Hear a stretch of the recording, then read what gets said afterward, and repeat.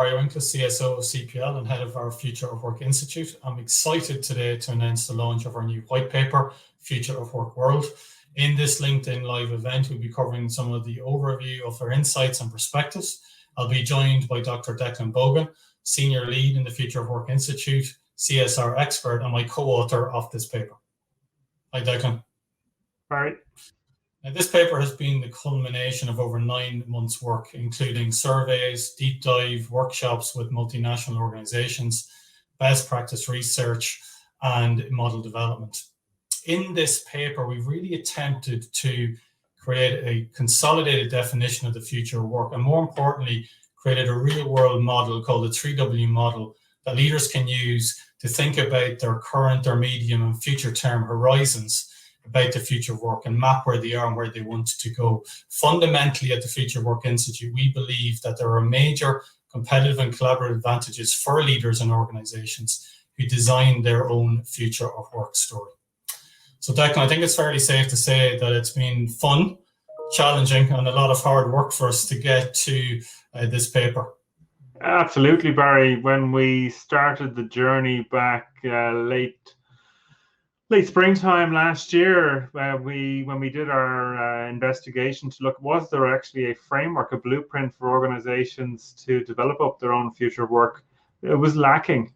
So one, we had to design and develop a framework. Two, we had to do some fundamental research to explore and prove that our framework fit. And then we had to test it with the bones of about 100 different companies that engaged with us over last summer and helped us to fine-tune and formulate our blueprint, and then ultimately to help us then structure and develop out the white paper to ultimately get to where we got to today, which is a really sort of fundamental sort of tool that organizations can use to design that future of work. So yes, it was a fun journey. It was challenging.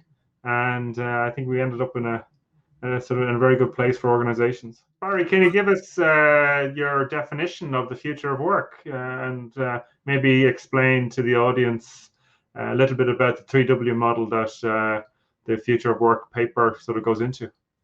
Yeah, no problem, Declan. Look, I think one of the things that we recognize in part of the research was, I suppose, a lack of definition of this thing called the future of work. You know, if you talk to somebody in the tech side, they very much look at future work through this kind of lens of technology. If you look at somebody more on the HR side, they come at it more from a kind of a people perspective. And in many instances, the future work definition seems to encapsulate this thing of smart and distributed working. But we felt that none of them really represented, you know, how big we saw the future of work opportunity. So how we've defined it in the white paper is the future of work refers to the purposeful study and integrated design of workplaces, workforces, and work tasks across multiple time horizons in the context of business and society. Now, it's a pretty meaty definition, but actually it needs to be meaty because we fundamentally believe that the future of work is a major competitive and collaborative advantage for leaders. So within that context, we needed to create something that was meaningful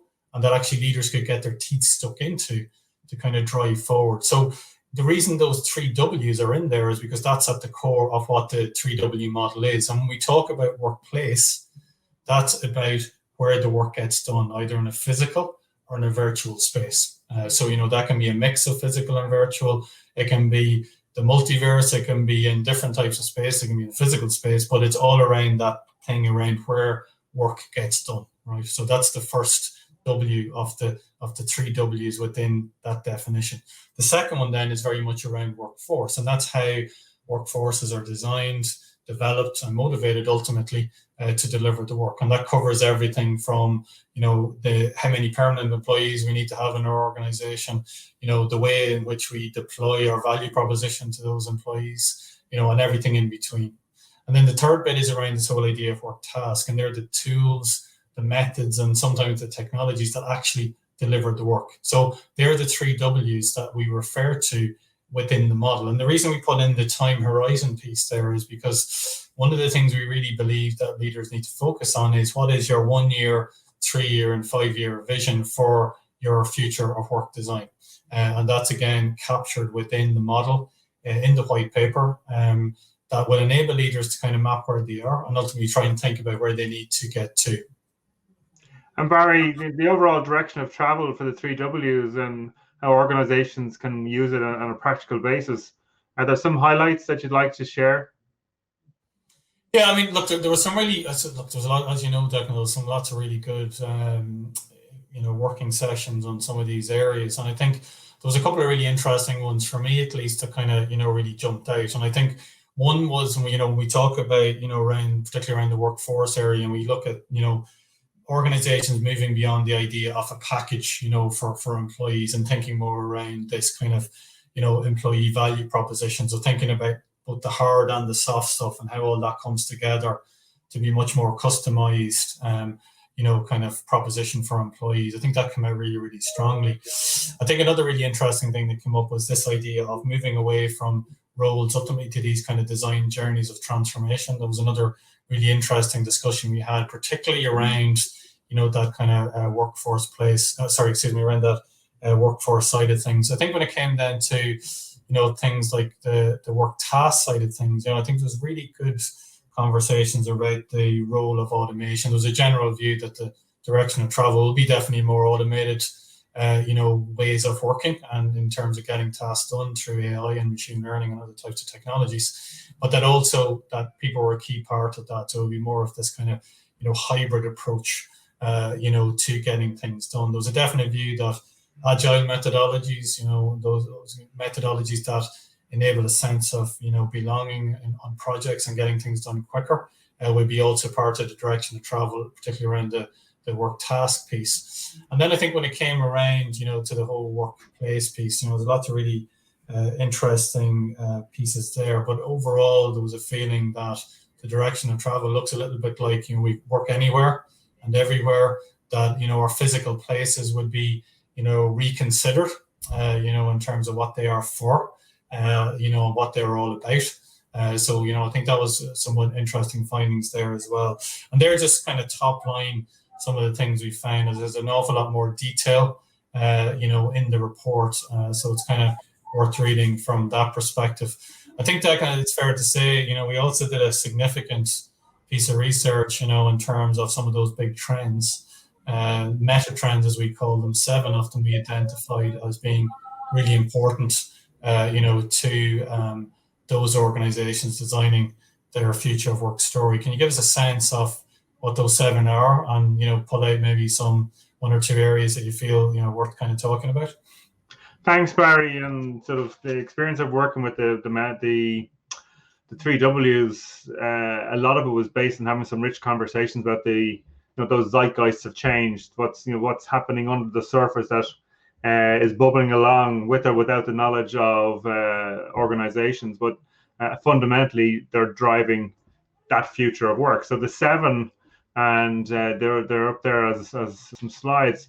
There's new operating models: physical, virtual, augmented human, future learn, total experiences, networking communities, and leadership next. And they're all standalone but interconnected is a key element to them as well. So they can't be seen in isolation. So if you look at the likes of new operating models, we're looking at platform businesses, circular businesses, and businesses driven under a self-management structure. So the likes of Buurtzorg, Haier, Supercell, that are changing the paradigm around how organizations are organized. That the flattened structures that enable small groups of individuals to run autonomous units within larger corporations. And they're becoming more and more commonplace. You look at total experiences. We as consumers, as employees, as humans are now purchasing more experiences. Obviously, with the challenges of COVID-19, it's a challenge in itself. But there's a major shift to the world of experiences, and we are buying less things and wanted to buy more experiences. And that is filtering through into the workplace. So how do we design our workplaces to be more experiential? How can we learn from the world of experiences, from the theater or from theme parks, to actually change our workplaces? And how does that feed into the 3W model?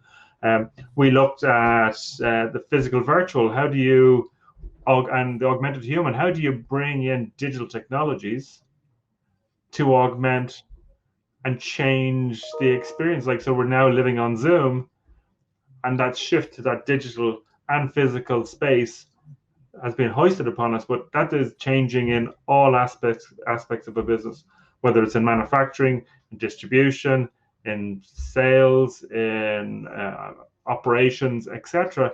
It is changing the paradigm. So these meta trends are both at a business level, at an operational level, in factories, in office-based organizations. So they're ubiquitous across and holistic across all industries. So one, they cover all aspects of business, they're interconnected, and they're a representation of how business is changing in all types of businesses.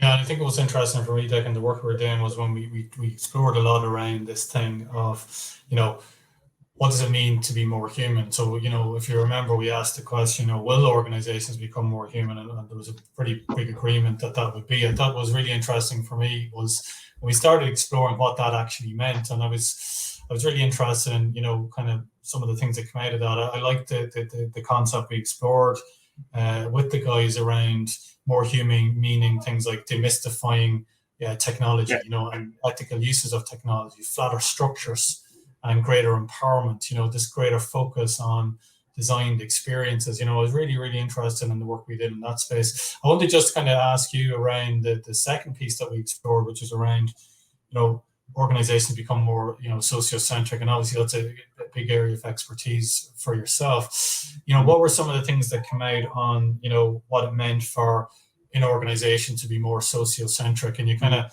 tell us a little bit about some of those themes? I was pleased to hear when we actually asked the question, will your business be more society centric in the next 2 to 5 years? And 80% of organizations said they will be more society centric, which is making them more cognizant of beyond the walls of their business, that there is so much more going on in the ecosystems and the stakeholders they engage with and so on. So there was 4 or 5 key insights that came out of those conversations. One is businesses need to now become more caring, and caring will become a business asset for that organization. They need to have much greater stakeholder engagement. So a lot of organizations historically may have been more shareholder and marketplace investment, but created the wrong types of behaviors, short-termism. Being a more society-centric business is a long-term vision. So we need to understand the needs of our stakeholders, all of our stakeholders, be they our investors, our employees, our suppliers, our customers, our peers and networks, the communities that we operate in, our children. They are one of our stakeholders, and we need to be cognizant of that as a society-centric business. We need to be all about thinking holistically.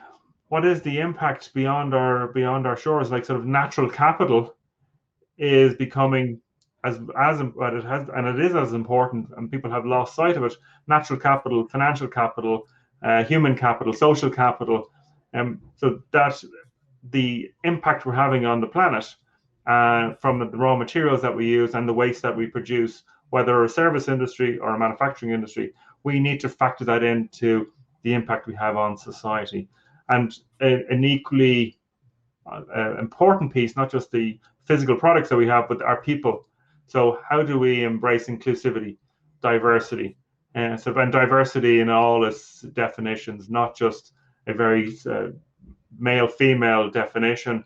It's our capabilities, our disabilities, our neurodiversity, our gender, sexuality, ethnicity, demographics, etc. We need to create workplaces that are human. That we mentioned human-centric and society-centric, sort of can be closely aligned. But if we don't include being inclusive and diverse, holistic, responsible, caring, and engage our stakeholders, so we are missing major opportunities. One for our businesses to actually have a meaningful long-term legacy and impact beyond our own personal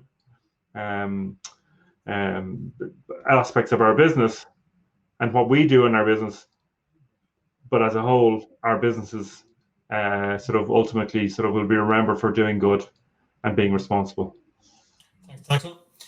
So look, guys, you've heard a little bit from us around, what's in the white paper. As I said, we cover everything from a new definition of the future work to some of the big meta trends leaders need to worry about, to a totally new model that will enable leaders to map where they are and where they need to go on their future work journey. And I do want to reinforce that those leaders that really embrace this will find new collaborative and competitive advantages, and that's fundamental to why the Future Work Institute exists. So, I'm just going to put up the details where you can download the paper. Please download and read.